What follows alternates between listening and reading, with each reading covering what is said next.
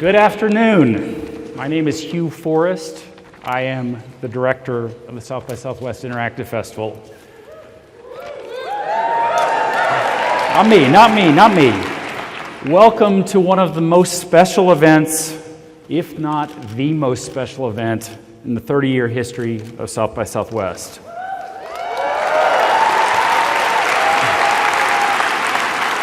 We are extremely excited to have President Obama joining us today at the Long Center, and we're even more excited that the President will today be talking about 21st century civic engagement and community service. This is a topic that we've covered extensively at South by Southwest, and a topic that we are passionate about. It's something that Casey Gerald of MBAs Across America covered in today's opening keynote, and it's something that we will celebrate on Sunday evening, March 13th at the Dewey Winburn Community Service Awards at the JW Marriott. The participation of both the President and the First Lady at South by Southwest Music signifies a timely shift in the evolution of our event, where ideas and topics converge in hopes of uniting all industries and cultures. As each new generation comes to South by Southwest, they look for ways that they can be of service. We feel it's important to reflect and support the message and believe the keynotes of the President and the First Lady will inspire attendees to that purpose. The interviewer for today's session is Evan Smith, who is founder, CEO, and editor-in-chief of the Texas Tribune, which is a groundbreaking online publication based here in Austin. Now, please join me in welcoming the 44th President of the United States of America, Barack Obama, to South by Southwest 2016.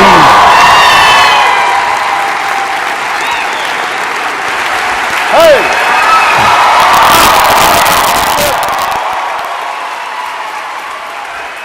Thank you. How are you? So nice to see you. Thank you so much. Thank you. Evan, knock it out. Thank you.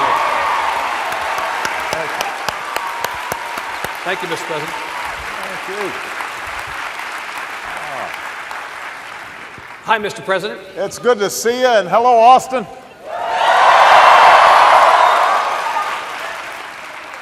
I love Austin, Texas. Thank you. It's just good to be back. Nice to have you here. Welcome. Welcome to Austin. Welcome to South by Southwest. Let's make a little news. You stopped at Torchy's on the way in from the airport. I did. You did. Would you please share with the world what you told me backstage, your order, perfectly in keeping with your political views? I ordered a Democrat, but then I ordered a Republican and an independent because I wanted to give all people a proper hearing. That's right. I wanted to be fair. Bipartisan in tacos as in life. That's exactly right. That's how it goes. Mr. President, you're very nice to be here with us today, and you came for a purpose. You want to accomplish something. You said as much in your weekly radio address last weekend. I got the opportunity to hear it. Some people in the room have not heard it. For their benefit and people outside the room, would you say why you're here? Make the pitch in miniature, please. Well, first of all, I'm here because I like excuses to come to Austin, Texas. And that's a good enough reason. And I want to acknowledge your mayor, Steve Adler, who bought tacos with me. No. I normally don't do this, but I'm going to embarrass somebody. I want to also acknowledge the chancellor of the Texas system because he's one of my favorite people and a truly great American, Bill McCraven, who I think is over there. Yep. It's pretty rare where a chancellor of a university system can really mess you up. So in case any of the students are wondering, don't mess with your chancellor. But I knew him as admiral, and he's served America as well as anybody's served it. Look, we are at a moment in history where technology, globalization, our economy is changing so fast. And this gathering, South by Southwest, brings together people who are at the cutting edge of those changes. Those changes offer us enormous opportunities, but also are very disruptive and unsettling. They empower individuals to do things that they could have never dreamed of before, but they also empower folks who are very dangerous to spread dangerous messages.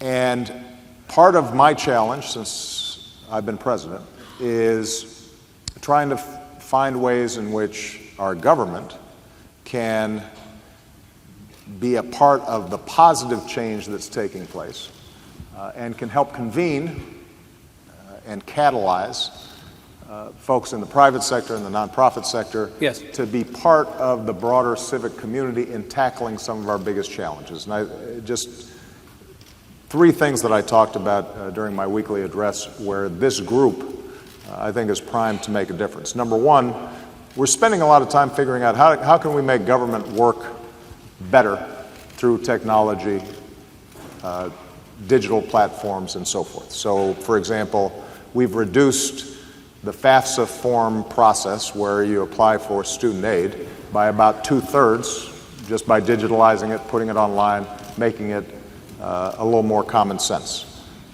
We have made it now possible to apply for Social Security online in ways that couldn't be done before.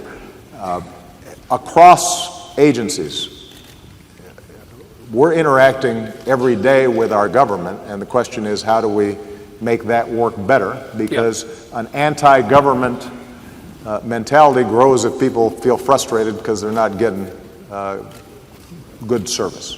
The second thing that these new technologies allow us to do is to tackle big problems in new ways. We had a conference in Washington a few weeks back on what we're calling precision medicine.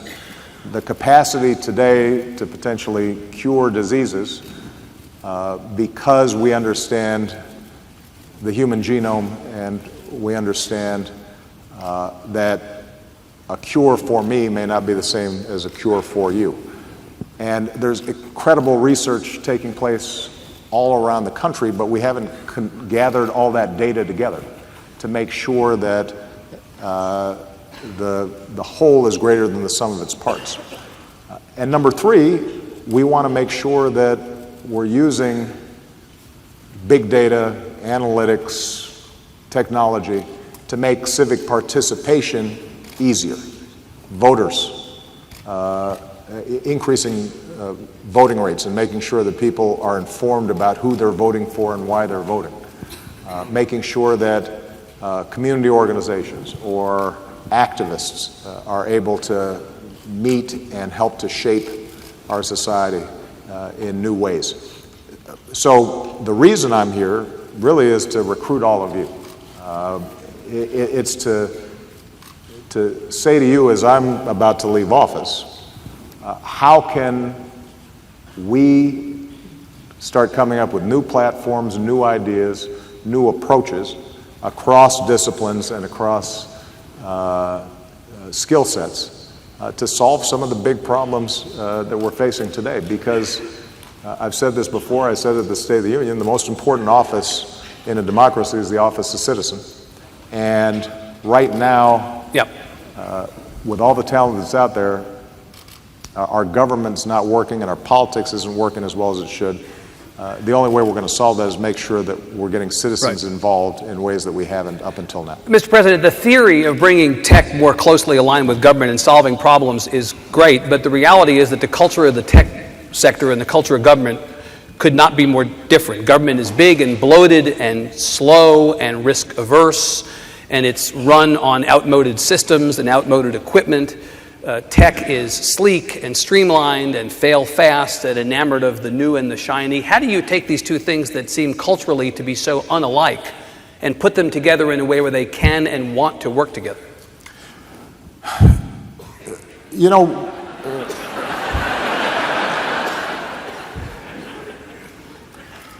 well, let me give you an example of the big and the bloated and the frustrating. You may recall that I passed this law called the Affordable Care Act to sign people up for health care.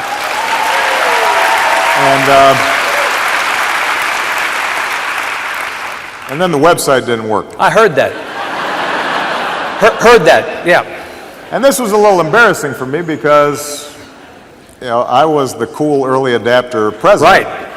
And not exactly an advertisement. My entire campaign had been premised on having really cool technology. Yeah. And social media and all that. Well, here's what happened, was that the procurement systems, the specifications, the way that software was built in government was adapted for the age when procurement was for buying boots or buying pencils or buying furniture as opposed to buying software. And so there's an example of an outdated system, bloated, risk-averse, not working well. Here's what happened as a consequence of healthcare.gov breaking down, though. We had to bring in a SWAT team of all my friends from Silicon Valley and from Austin and some of the best software engineers in the world to come in and fix it, which we did in about 3-4 months' time. And what we realized was that we could potentially build a SWAT team, a world-class technology office inside of the government that was helping across agencies. Yep. We've dubbed that the U.S. Digital Services. And we've got some of the top talent from Google, from Facebook, from all the top tech companies. These folks are coming in some cases for 6 months, in some cases for 2 years. And they are making an enormous difference in making sure that veterans are getting services on time, fixing outdated systems, yep. Making sure that agencies like the Small Business Administration that has been clunky is redesigning itself so that if an entrepreneur wants to start up a business here in Texas, that they can go to one spot and yep. within a day they've handled all the regulatory red tape that used to require them maybe months to navigate. Now, the folks who are working in this digital service, they're having a great time. And in part because they are harnessing incredible skills to a purpose where they know that millions of people can be helped. Yep. And what they'll tell me is that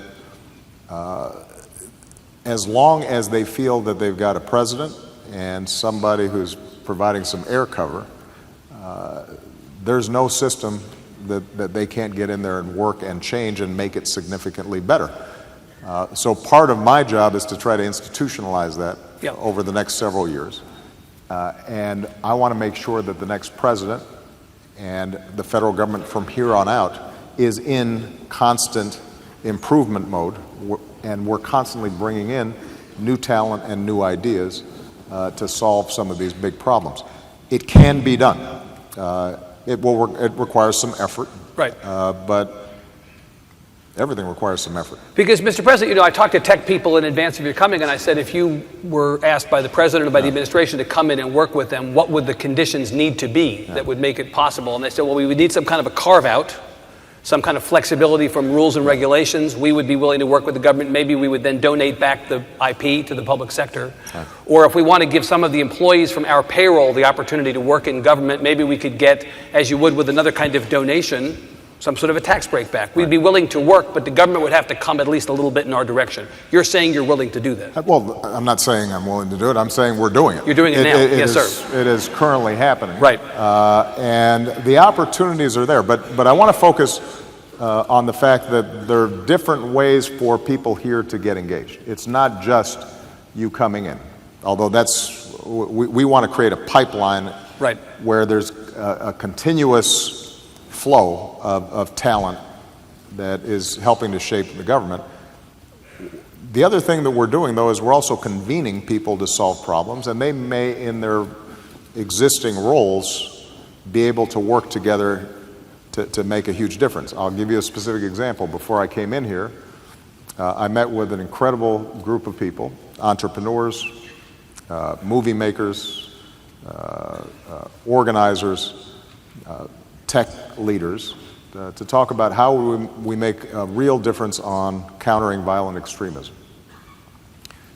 It's not enough, if we're going to defeat ISIL, just to take out their leadership or to control certain territories. If in the virtual world they are consistently reaching kids here in the United States or elsewhere in the world and recruiting them and twisting their minds to do terrible things, we've got to be able to penetrate that.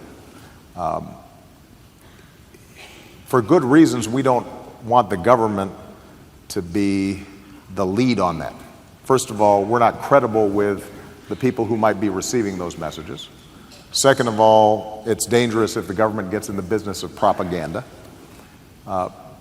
So what I said to them was, we'll help convene and put you guys in a room together. Where there are resources that are necessary, we can help provide it. But essentially, you figure out how we can reach young people who might be vulnerable to extremist messages. You tell us, based on the analytics and the data and the algorithms that you're working with on a day-to-day basis to sell products, what is it that's going to really penetrate here? How can we amplify powerful stories that are already taking place so that they're on platforms that can reach as many people as possible? So whether you solve the problem or they solve the problem, it's all good. Exactly. Right. I'll give you a second example, and that is the issue of voting. I mentioned this earlier. We're the only advanced democracy in the world that makes it harder for people to vote. You're laughing, but it's sad. We take enormous pride in the fact that we are the world's oldest continuous democracy, and yet we systematically put up barriers and make it as hard as possible for our citizens to vote. And it is much easier to order pizza or a trip than it is for you to exercise the single most important task in a democracy, and that is for you to select who's going to represent you in government. Now, I think it's important for a group like this, as we come up to an election, regardless of your party affiliation, to think about how do we redesign our systems so that we don't have 50% or 55% voter participation on presidential elections, and during off-year congressional elections, you got 39 or 40% vote. Mr. President, you're in the state with the worst voter turnout in the country over the last 3 elections. We would take 55% tomorrow if we could get it. There is a reason I'm bringing this up. Yeah. But it's not just Texas. So one of the things that we're doing is engaging folks who are already doing interesting work in the online space. How can we create safe, secure, smart systems for people to be able to vote much easier online? And what are the technologies to help people get aware of what they're voting about, who they're voting for? That's, again, an issue where you don't want the federal government engineering all that. Right. But what we can do is to have the incredible talent that's represented in this auditorium really spend time thinking about that and getting to work on it. But governments, Mr. President, governments need to play a role in that they have to pass legislation that enables some of these things. Yes. So in Texas, again, a state with terrible voter turnout over time, we broke records on primary day, but we still had the second worst voting age participation of any state that's voted so far. We can't get out of our own way. You need in Texas legislation that enables this. We won't even allow people to register to vote register to vote, not vote. Register online in Texas. Register online. We can pay our taxes. We can hold our phone up at the supermarket to pay with our credit card, but somehow online voter registration is perceived to be insecure. Or same-day registration. It's not insecure. It's done because the folks who are currently governing the good state of Texas aren't interested in having more people participate. Look, but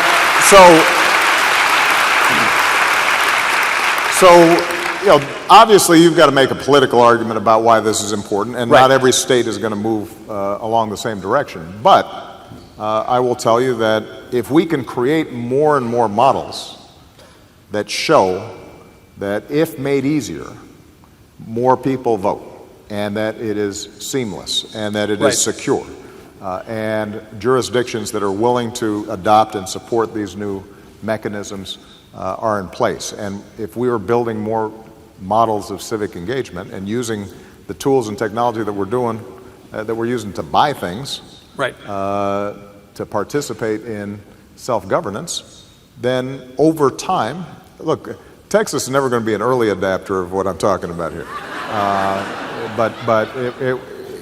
But over time, pressure builds for us to create systems that make government more responsive and make it work better. Let me stay with Texas and touch on something you alluded to earlier, that there are a lot of people in the world today who don't like government, don't trust government, don't think government can do good. You are in Texas, the hating on government capital of the Western world, right? We hate government so much we'd rather have no government, except we then wouldn't have anybody to sue. So we need government for at least one reason. How do you change the perception that government can do good at a moment when people have decided government can't do good? Well, part of it is the fact that when government does great things, we take it for granted, and it's not a story. I mean, every day, government is delivering for everybody in this room, whether you know it or not. I can find the fiercest libertarian in the room who despises every level of government, thinks it's all corrupt, but they're checking the weather on their phone, and lo and behold, it turns out that there's a government satellite out there that is facilitating that. And they'd be really irritated if they couldn't figure out whether it was going to be 70 and sunny or 60 and rainy tomorrow. But that's not reported as government. We just take for granted. Of course there are roads, and of course there's a geosatellite system, and of course we have special forces who are making sure that folks aren't blowing up our buildings. The part of our task is to tell a better story about what government does. Now, government is often its own worst enemy, in the sense that it has to also be more responsive where people interact in a direct way with government. I've said before that I could change the politics of America faster than just about anything if I could just take control of all the DMVs in the country. Because if somebody goes to get their license renewed and it takes them 2 hours, and they walk away frustrated, and everybody's kind of surly, that's their impression of government. Or if their primary interaction with government is the IRS, you just don't have a good association with government when you're writing that check. But if we make it easier, if it's being done online, if suddenly you have the capacity to interact with government in a way that also gives you some feedback about how your tax dollars are being spent, or why this is important, or what you're doing, so that it's a two-way exchange as opposed to something that feels distant and that you have no control over, then people's attitudes change. Now, here's the problem, and this is why politics matter. If there are those who despise government, oftentimes because the absence of government allows them to pollute or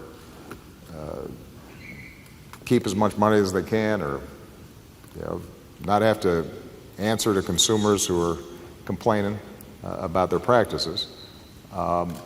If they are controlling those who are currently in government, and government gets starved of resources, then it can be a self-reinforcing notion that in fact government doesn't work, because it's being starved. A great example of this, by the way, I met with financial regulators this week to just get a report back on how we're doing on Wall Street reform. One of the things that the left and the right agree on is that after the financial crisis, nothing changed. And all those folks on Wall Street who had done these terrible things just got away with it, and we didn't change the system, and it's just the way it is now. Well, the truth of the matter is actually a lot changed. The banks have been forced to capitalize much more. Some of the shoddy practices have been shut down. We set up a Consumer Finance Protection Bureau that prevents some of the mortgage practices that had ended up not only hurting individuals, but also destabilizing the entire system. Derivatives now have to be set up on a clearinghouse platform that allows oversight in a way that didn't exist before. The financial system is much more stable than it used to be, and too big to fail actually is much less likely, because if somebody engages in reckless practices, we can now unwind them without them bringing down the entire system. So how come we don't know it then? Well, first of all, that's not a story that is interesting to people. What's more interesting is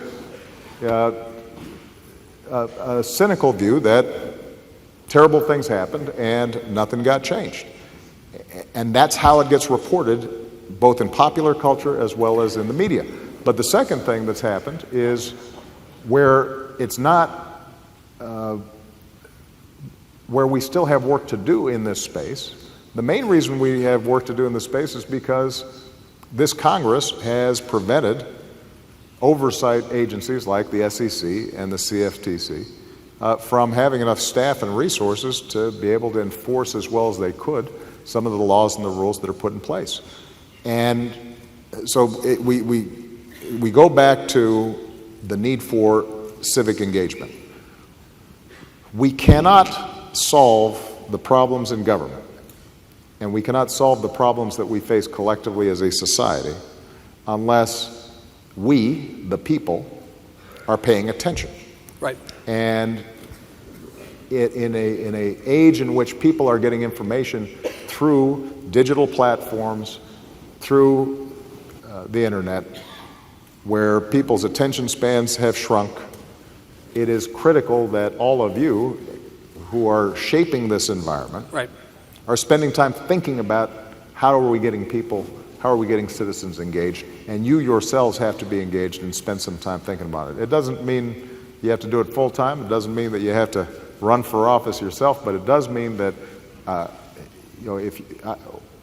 whatever your field is, there is a way right now for you to engage and participate to take this democracy back in ways that we have not seen in a very long time. What you're preaching, Mr. President, again,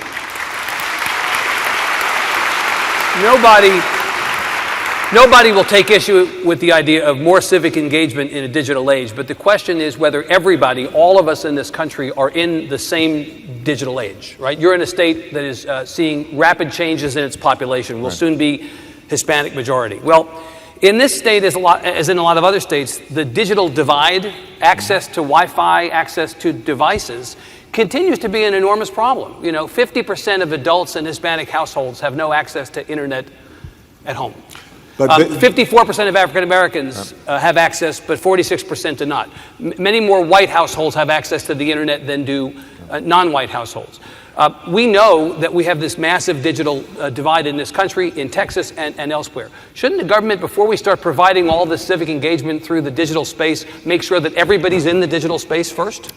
Which is actually exactly what we've been trying to do over the last several years. When we passed the Recovery Act, the stimulus that was very controversial at the time and that continues to be criticized by the other party, despite the fact that unemployment's now below 5%. And we avoided a Great Depression, but thanks, Obama.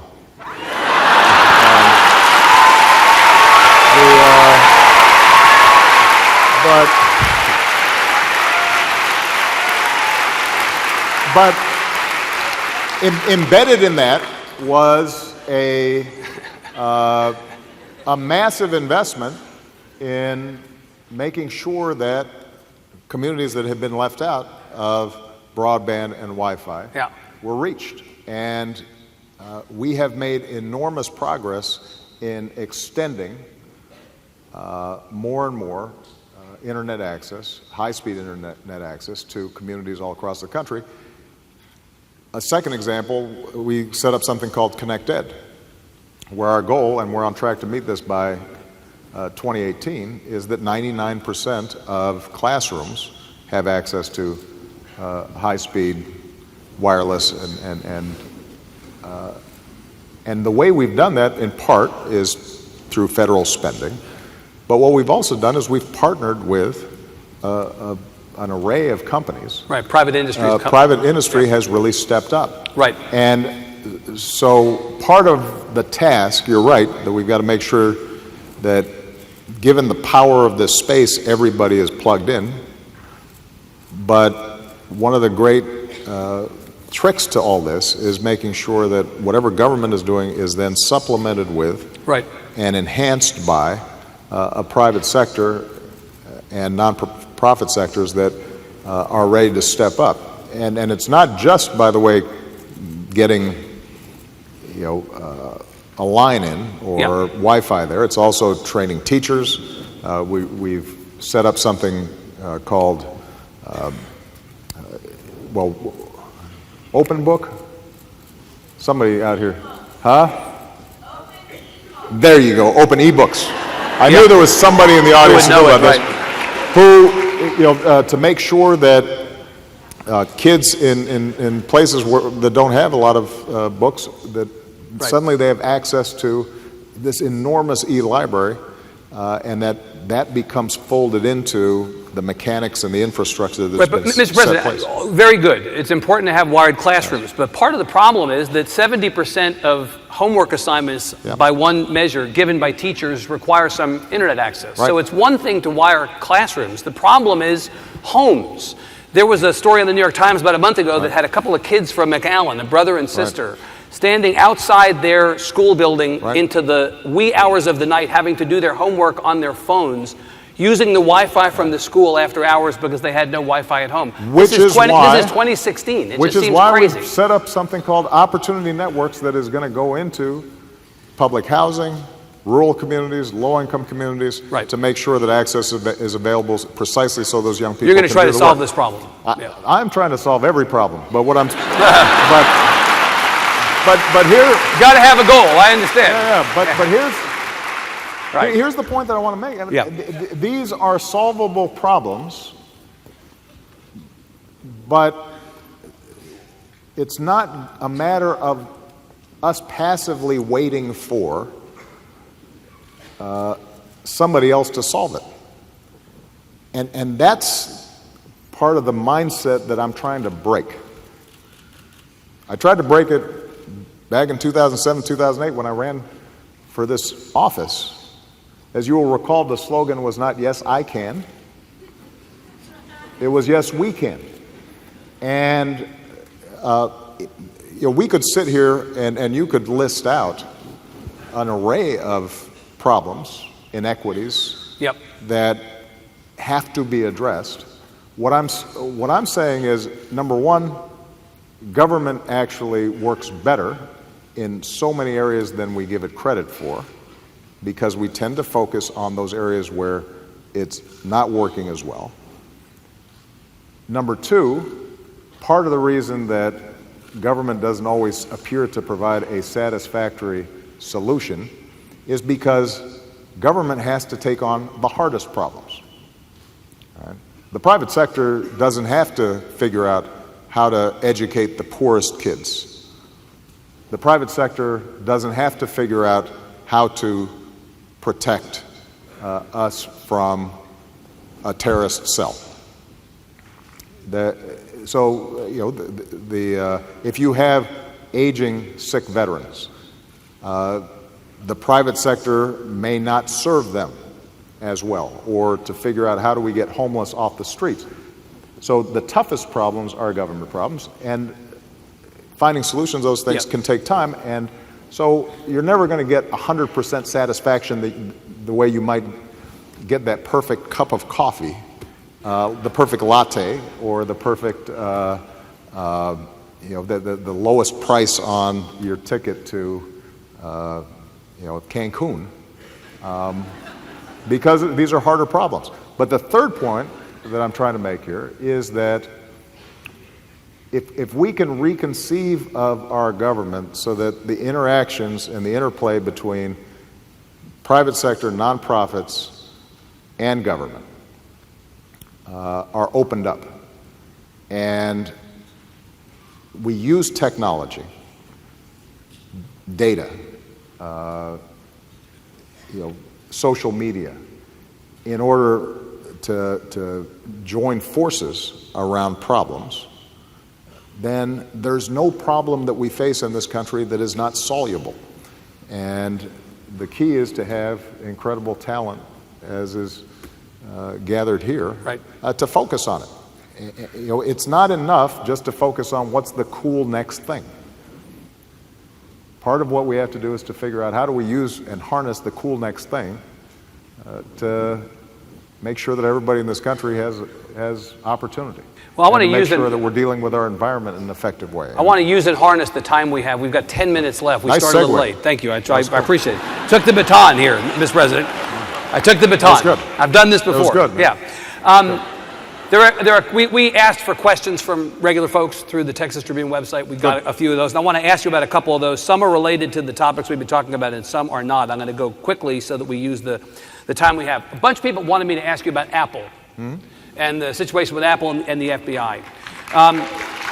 You're trying to persuade the tech community that they should work with government, but it looks to the tech community, at least some in the tech community, that government is the enemy of the tech community in the way that it's dealing with Apple, some in the tech community. The question I want to ask you is, putting aside the specifics of this specific case, the legal fight between the company and the FBI, there are big questions around the idea of how you balance the need for law enforcement to conduct investigations and the needs of citizens to protect their privacy. This is the old privacy versus security debate. Mr. President, where do you come down on the privacy versus security debate? Well, first of all, I can't comment on the specific case. Right. So let's set that aside. All of us value our privacy, and this is a society that is built on a Constitution and a Bill of Rights and a healthy skepticism about overreaching government power. Before smartphones were invented, and to this day, if there is probable cause to think that you have abducted a child, or that you are engaging in a terrorist plot, or you are guilty of some serious crime, law enforcement can appear before at your doorstep and say, we have a warrant to search your home, and they can go into your bedroom and into your bedroom doors and rifle through your underwear to see if there's any evidence of wrongdoing. And we agree on that because we recognize that just like all of our other rights, freedom of speech, freedom of religion, etc., that there are going to be some constraints that we impose in order to make sure that we are safe, secure, and living in a civilized society. Now, technology is evolving so rapidly that new questions are being asked. And I am of the view that there are very real reasons why we want to make sure that government cannot just willy-nilly get into everybody's iPhones that is full of, or smartphones that are full of very personal information and very personal data. And let's face it, the whole Snowden disclosure episode elevated people's suspicions of this. So does popular culture, by the way, which makes it appear as if, I'm in the sit room and I'm moving things and You've been watching Homeland There's or something, like right? some half a fingerprint, and half an hour later, I'm tracking the guy in the streets of Istanbul. It's not nearly that cool. It turns out it doesn't work that way. Doesn't work that way. Sometimes I'm just trying to get a connection. Yeah. Good. No, Great. but look,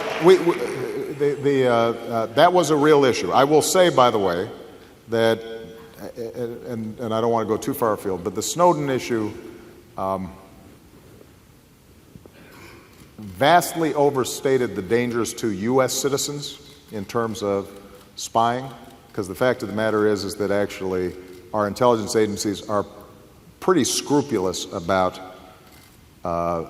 U.S. persons, people on U.S. soil.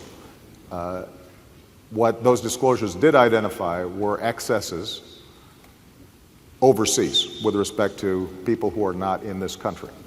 A lot of those have been fixed. Don't take my word for it. There was a panel that was constituted, an independent panel that just graded all the reforms that we set up to avoid those charges. But I understand that raised suspicions, all right? So we're concerned about privacy. We don't want government to be looking through everybody's phones, willy-nilly, without any kind of oversight or probable cause or a clear sense that it's targeted at somebody who might be a wrongdoer. What makes it even more complicated is the fact we also want really strong encryption, because part of us preventing terrorism or preventing people from disrupting the financial system or our air traffic control system or a whole other set of systems that are increasingly digitalized is that hackers, state or non-state, can't just get in there and mess them up. So we've got two values, both of which are important. Right? And the question we now have to ask is, if technologically it is possible to make an impenetrable device or system where the encryption is so strong that there's no key, there's no door at all, then how do we apprehend the child pornographer? How do we solve or disrupt a terrorist plot? What mechanisms do we have available to even do simple things like tax enforcement? Because if in fact you can't crack that at all, government can't get in, then everybody's walking around with a Swiss bank account in their pocket. All right? So there has to be some concession to the need to be able to get into that information somehow. Now, what folks who are on the encryption side will argue is any key whatsoever, even if it starts off as just being directed at one device, could end up being used on every device. That's just the nature of these systems. That is a technical question. I am not a software engineer.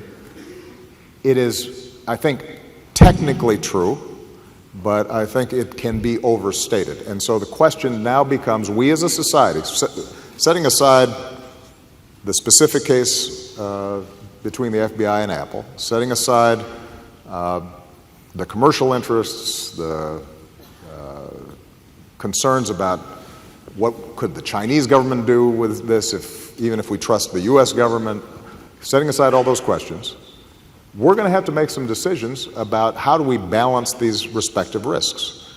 And I've got a bunch of smart people sitting there talking about it, thinking about it. We have engaged the tech community aggressively to help solve this problem. My conclusion so far is that you cannot take an absolutist view on this.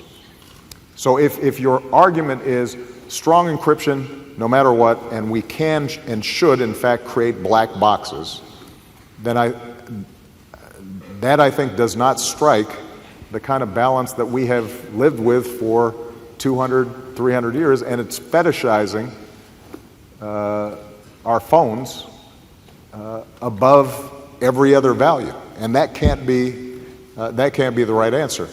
I suspect that the answer is going to come down to how do we create a system where the encryption is as strong as possible, the key is as secure as possible, it is accessible by the smallest number of people possible for a subset of issues that we agree are important.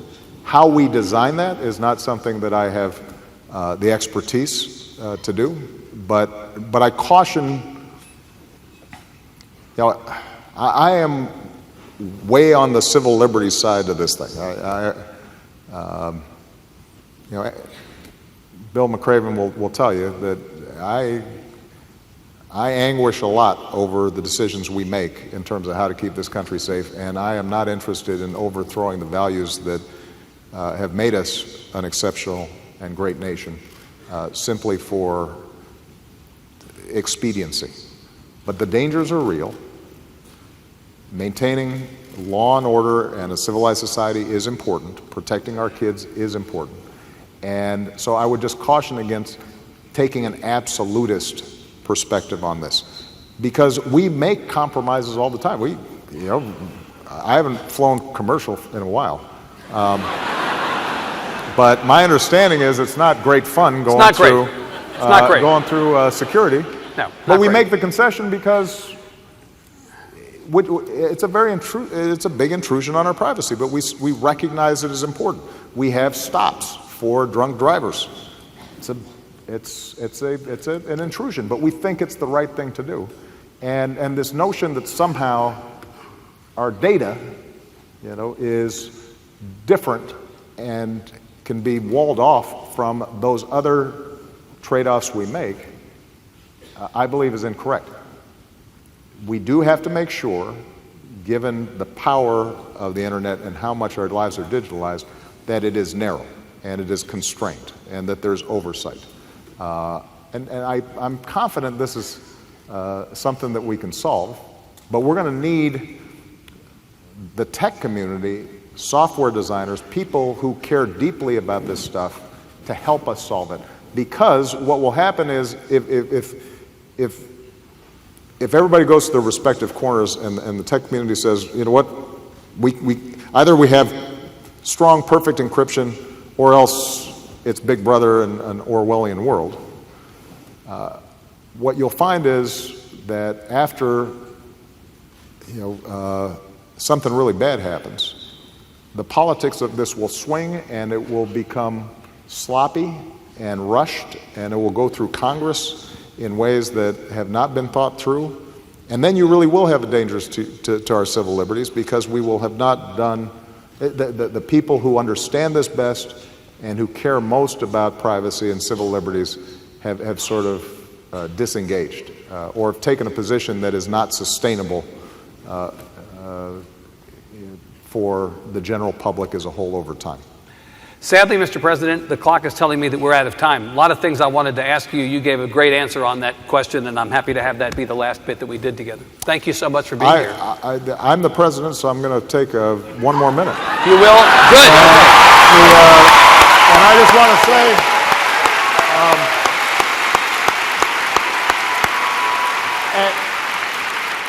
We'll take it. there are a number of different ways in which all of you can plug into to what I've been talking about here today. So if you are interested in figuring out ways to make government services work better, you can go to whitehouse.gov or U.S. Digital Services and find out what they're doing. If you are interested in how we can make sure that classrooms are properly connected, you can plug into what we're doing with ConnectEd. One of my favorite projects that's just gotten started over the last several months is diapers are really expensive. And we've actually set up a system whereby through social media and the internet, non-for-profits are able to make bulk purchases of diapers, save 25% on those so that they can distribute them to low-income moms and families. And it's a convergence of diaper makers and logistics companies and internet companies. And we sort of convened the thing, but it's not running through a government program. So whatever your interests are, whatever your passions are, whatever your concerns are, we need you. And I want to underscore the fact that, in 10 months, I will not have this office. It has been the great privilege of my life, but it's not like I stopped caring about the things that I care about right now. And it's not like I'm going to stop being involved in promoting the best, most prosperous, most peaceful, most tolerant, most ecologically responsible America that I can. I'll be sitting in an audience with you. And I expect you to step up and get involved because the country needs you. And if the brain power and talent that's on display here today and throughout this conference takes up that baton, then I'm going to be really confident about the future of this country. All right? Thank you, Mr. Thank you, President. guys.